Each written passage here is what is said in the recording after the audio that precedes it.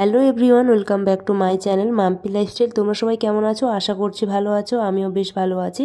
তো চলে এসেছি তোমাদের জন্য নতুন একটা ভিডিও নিয়ে। তোমরা যারা এএনএম জিএনএম অ্যাসপিরেন্ট আছো এবং 2024-এ যারা এন্ট্রান্স এক্সাম দিয়েছো কলেজ চয়েস করার আগে অবশ্যই এই ভিডিওটা একবার দেখো, কারণ বর্তমান সিচুয়েশন খুবই খারাপ। আর এই বর্তমান সিচুয়েশনটা কিন্তু তোমাদের প্রত্যেকের জানা দরকার। তো সেটা এএনএম এর ক্ষেত্রে কি বা জিএনএম এর ক্ষেত্রে বা সেটা কি। জিএনএম এর ক্ষেত্রে কয়েক বছর আগের কথা বলছি, যারা গভর্নমেন্টভাবে জিএনএম ট্রেনিংয়ে চান্স পেত তারা কিন্তু জিএনএম ট্রেনিং কমপ্লিট করার 5 থেকে 6 মাসের মধ্যে তাদের রিক্রুটমেন্ট হয়ে যেত অ্যাজ এ স্টাফ নার্স হিসেবে। তো বর্তমানে কিন্তু গভর্নমেন্টভাবে জিএনএম নার্সিং ট্রেনিং করলেও কিন্তু চাকরি পাওয়ার সম্ভাবনা কম। বলছি না যে চাকরি পাবে না, চাকরি অবশ্যই পাবে, তবে সেটা দেরি হতে পারে, 1 বছরও হতে পারে, 2 বছরও হতে পারে, আবার বেশি সময়ও লাগতে পারে।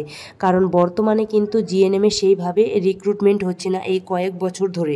বর্তমানে কিন্তু প্রচুর জিএনএম প্রাইভেট ট্রেনিং সেন্টার হয়ে গেছে, ফলে অনেক স্টুডেন্ট কিন্তু জিএনএম প্রাইভেট ট্রেনিং সেন্টারগুলো থেকে ট্রেনিং কমপ্লিট করে আসছে।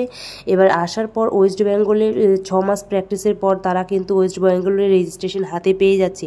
2023 সালে সেপ্টেম্বর মাসে জিএনএমে লাস্ট রিক্রুটমেন্ট হয়েছে। 2024-এ এখনও অবধি কোনো কিন্তু রিক্রুটমেন্ট হয়নি। এবার 2023 সালে যে ব্যাচটা ট্রেনিং কমপ্লিট করে বেরিয়েছে প্লাস 2024-এ যে ব্যাচটা ট্রেনিং কমপ্লিট করলো তারা কিন্তু আছে। এখন বুঝতে পারছো যে বর্তমানে যদি এখন রিক্রুটমেন্ট হয় তাহলে কি পরিমাণে কম্পিটিশন হতে পারে। কারণ 2023 সালের ব্যাচ, 2024 সালের ব্যাচটা প্লাস পুরনো কিছু সিনিয়র দিদি আছে যারা জিএনএম থেকে ট্রেনিং কমপ্লিট করেছে অথচ গভর্নমেন্ট চাকরি কিন্তু পায়নি। তো তারাও আছে, সেক্ষেত্রে কিন্তু তারাও কম্পিটিশনে যোগ দেবে। এবার প্রাইভেট থেকে জিএনএম ট্রেনিং কমপ্লিট করা কিন্তু প্রচুর স্টুডেন্ট আছে যারা ওয়েস্ট বেঙ্গলের রেজিস্ট্রেশন হাতে পেয়েছে, তারাও কিন্তু ইন্টারভিউর জন্য অ্যাপ্লাই করবে, তারাও কিন্তু কম্পিটিশনে যোগ দেবে। যখন স্টাফ নার্স হিসেবে রিক্রুটমেন্ট হবে জিএনএমে, তো 5,000 বা হাইয়েস্ট 6,000 অবধি কিন্তু স্টুডেন্ট নেওয়া হবে। এবার প্রত্যেক বছর কিন্তু গভর্নমেন্ট ট্রেনিংয়ে 2,500 করে স্টুডেন্ট কিন্তু নেওয়া হয়। এবার 2023 সালে যে ব্যাচটা কমপ্লিট করেছে সেই 2,500 প্লাস 2024-এর 2,500 প্লাস আরও আদার্স যে স্টুডেন্টগুলো আছে, তাহলে এদিকেই তো প্রায় হচ্ছে 5,500-এর মতো স্টুডেন্ট হয়েই যাচ্ছে। এবার প্লাস হচ্ছে তোমার প্রাইভেট থেকে যারা করেছে তারাও কিন্তু এই ট্রেনিংয়ে ঢুকছে। এবার বুঝতে পারছো তো সেক্ষেত্রে কম্পিটিশন কতটা হাই হয়ে যাচ্ছে। যেহেতু জিএনএম এর রিক্রুটমেন্ট প্রসেসটা অন্য রকমের, ইন্টারভিউর মাধ্যমে রিক্রুটমেন্ট হয়, সেক্ষেত্রে কিন্তু যারা প্রাইভেট থেকে জিএনএম ট্রেনিং কমপ্লিট করে এসছে তারাও কিন্তু গভর্নমেন্ট চাকরি পাওয়ার এই সুযোগটা কিন্তু তারাও পাচ্ছে। জিএনএম এর তুলনায় কিন্তু এএনএম এর রিক্রুটমেন্ট প্রসেসটা সম্পূর্ণ আলাদা।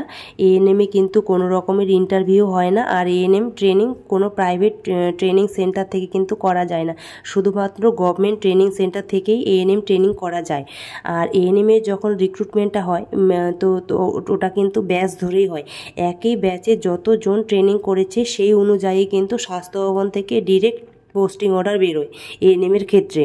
তো বর্তমানে যদি এএনএম এর মতো জিএনএম এরও রিক্রুটমেন্ট প্রসেসটা হতো তাহলে কিন্তু যারা গভর্নমেন্ট থেকে জিএনএম নার্সিং ট্রেনিং করেছে তারা কিন্তু সবাই চাকরি পেয়ে যেত।